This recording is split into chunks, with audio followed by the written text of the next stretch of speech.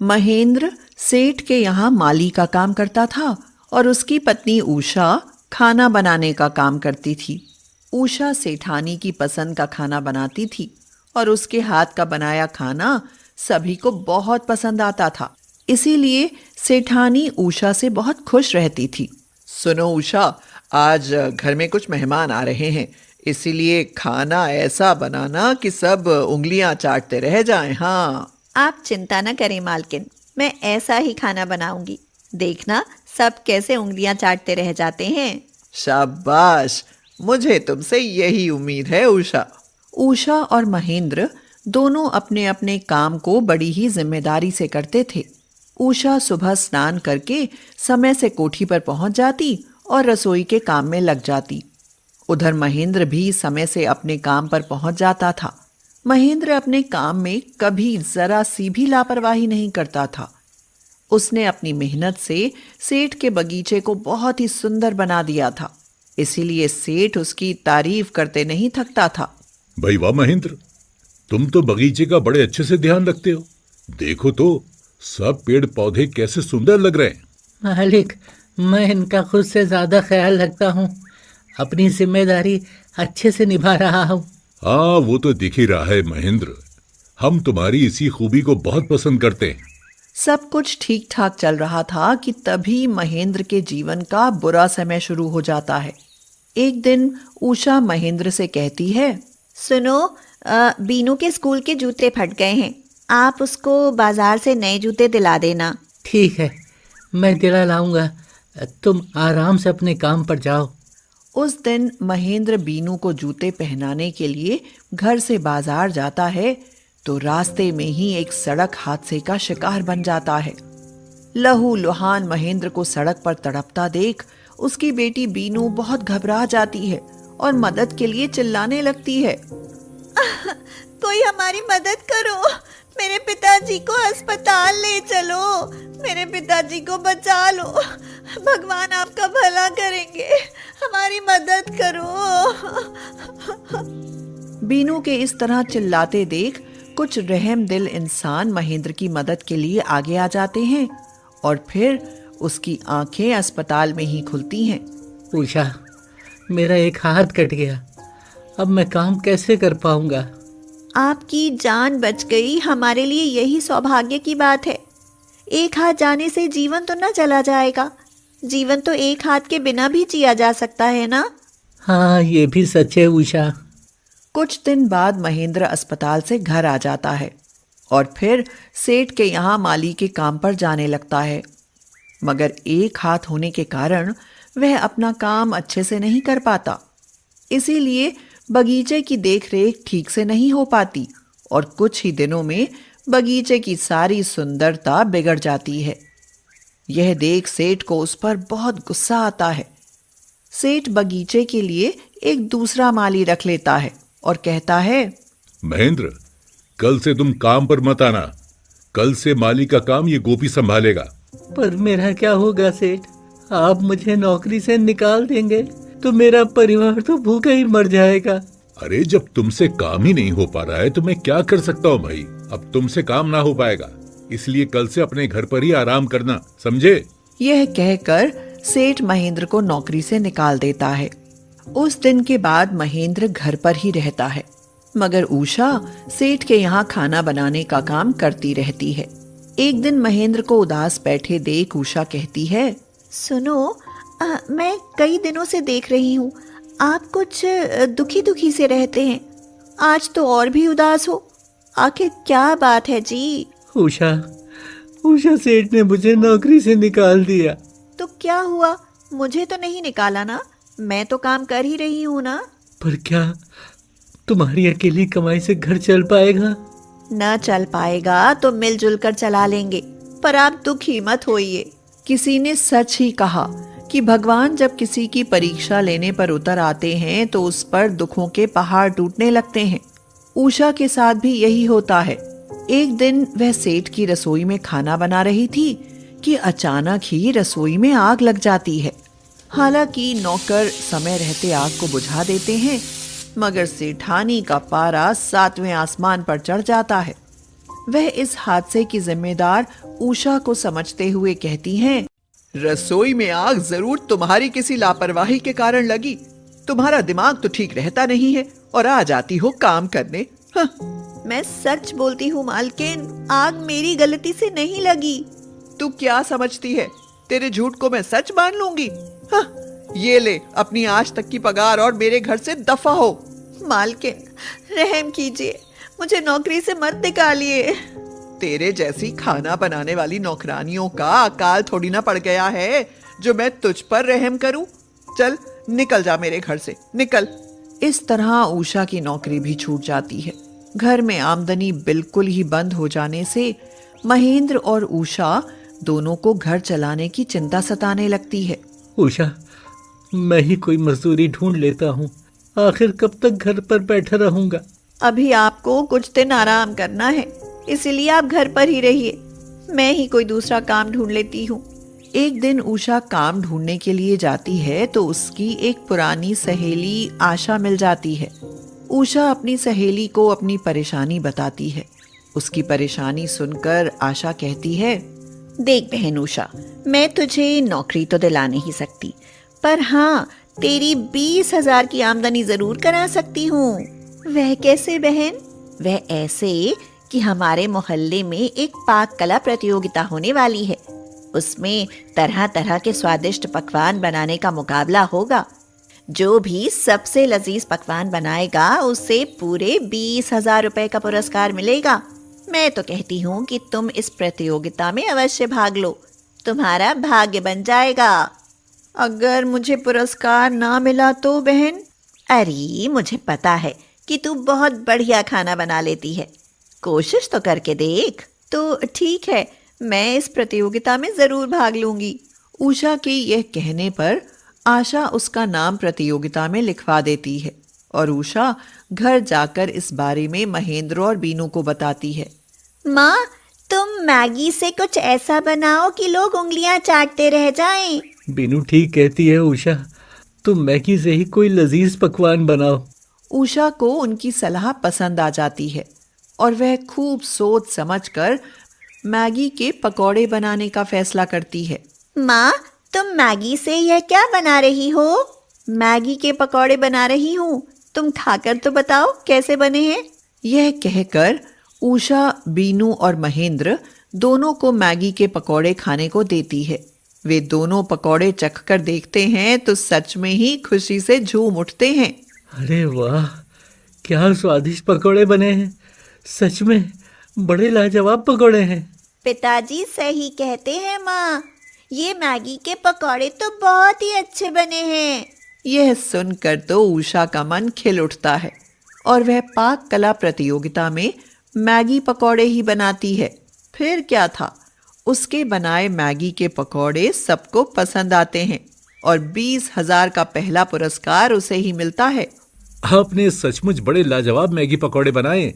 ये लीजिए 20,000 का नकद पुरस्कार। धन्यवाद साहब। अपनी यह कामयाबी देख उषा की खुशी का ठिकाना नहीं रहता। उसके मन में कुछ नया करने की उमंग हिलोरे मारने लगती है और वह बीनू और महेंद्र से कहती है, अब तो हमारे पास पैसे आ गए हैं, क्यों ना मैं मैगी पकौड़े बनाकर बेचने का काम कर लूं? तुमने बिल्कुल सही सोचा है उषा, तुम इस काम में अवश्य कामयाब हो सकती हो। माँ, तुम मैगी पकौड़े का काम ही करो, इससे मुझे रोज रोज मैगी पकौड़े तो खाने को मिलते ही रहेंगे ना। महेंद्र और बीनू के कहने पर उषा मैगी पकौड़े का काम करने लगती है और फिर कुछ ही दिनों में उसका काम अच्छा चलने लगता है। उषा का काम जैसे ही अच्छा चलने लगता है, महेंद्र भी उसी के साथ काम करने लगता है और उनका परिवार एक खुशहाल परिवार बन जाता है। सुप्रिया जब शादी होकर आनंद के घर में आई तो आनंद की खुशी की कोई सीमा ही नहीं रही। आनंद की माँ गोमती ने खूब ढोल नगाड़े से बहू का स्वागत किया। सारे मोहल्ले में बखान किया कि उसकी बहू लाखों में एक है और ये बात सच भी थी। वाकई उसके जैसा कोई था ही नहीं, क्योंकि वह कामचोर जो थी। अरे सूपी, तुम्हारे बाल कितने उलझे हैं, कंघी क्यों नहीं करती? ये क्या बोले आप? सूपी सूपी ना बोले मुझे। अरे वो तो मैं प्यार में सुप्रिया को सूपी कह देता हूँ। ये बाल संवार भी लो।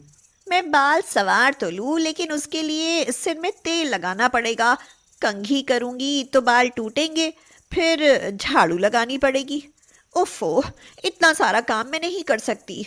गोमती उधर से जाते हुए बोली, तो बहू गंजी क्यों नहीं हो जाती? ना रहेगा बांस, ना बजेगी बांसुरी, सारा टंटा ही खत्म। सुप्रिया सास को वहां देखकर चुप हो गई।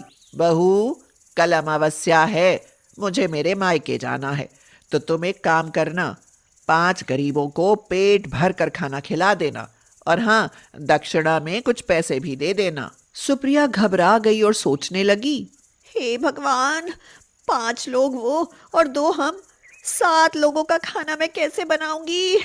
नहीं नहीं, मेरी इतनी बड़ी परीक्षा मत लो सासू माँ। क्या बड़बड़ा रही हो बहू?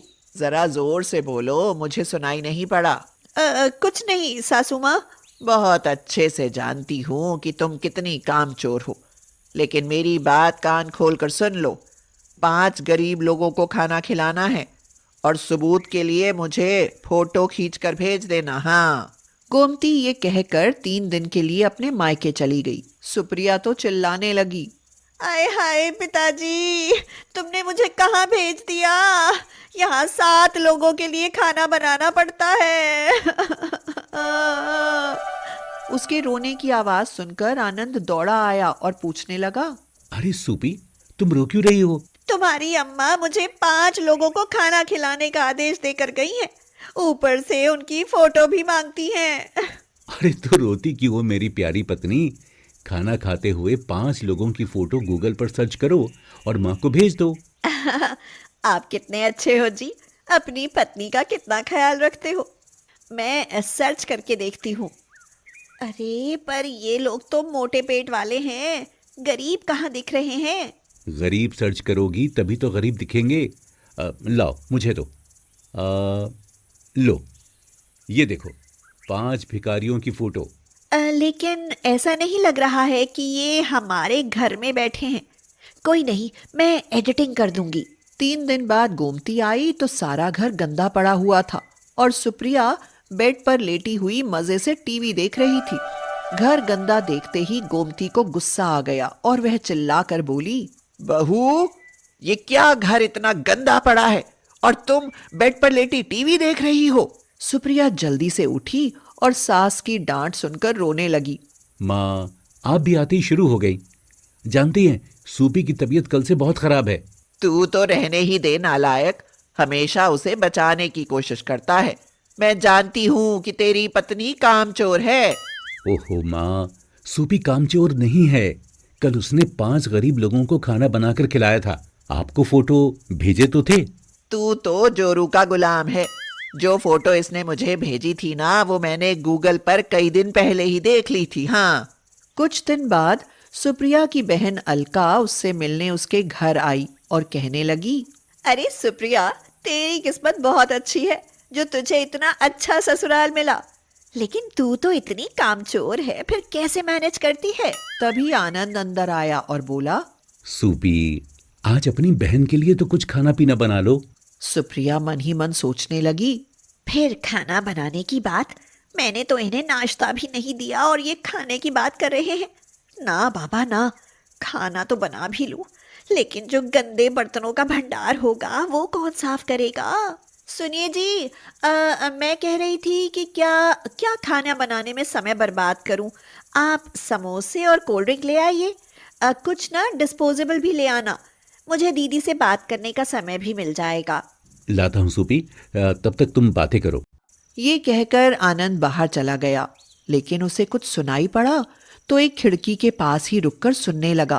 तेरे तो मजे हैं सुप्रिया, तेरे हस्बैंड तो तेरी एक आवाज सुनते ही दौड़े हुए चले आए। एक तेरे जीजाजी हैं, एक भी ना सुने। 1 नंबर का उल्लू आदमी है वो। वह जानता है कि मैं बहुत कामचोर हूँ, फिर भी हमेशा मेरी साइड लेता है। अपनी उंगलियों पर नचा कर रखती हूँ उसे। हाँ। आनंद को बहुत दुख हुआ कि उसे उसकी पत्नी उल्लू समझकर काम कराती है। वह सोचने लगा कि अब तो उसे सबक सिखाना ही पड़ेगा कि पति के प्यार का नाजायज फायदा उठाने से क्या होता है। आनंद थोड़ी ही देर में बाहर जाकर वापस लौट आया। सुप्रिया ने पूछा, अरे आप बड़ी जल्दी आ गए। नाश्ता कहाँ है? सूपी, आज कहीं भी समोसे नहीं मिले। मैं सामान ले आया हूँ।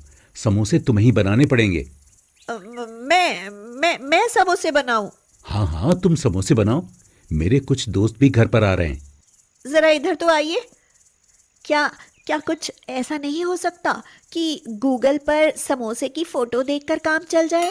बिल्कुल हो सकता है, मगर तुम्हारी दीदी के साथ। मेरे दोस्तों के लिए तो बनाने ही पड़ेंगे। ये कहकर आनंद बाहर चला गया। हे गूगल बाबा, काली माँ, दुर्गा माँ, भोले बाबा, मेरी मदद करो। ये आनंद को क्या हो गया है? मुझसे समोसे बनाने को कह रहे हैं।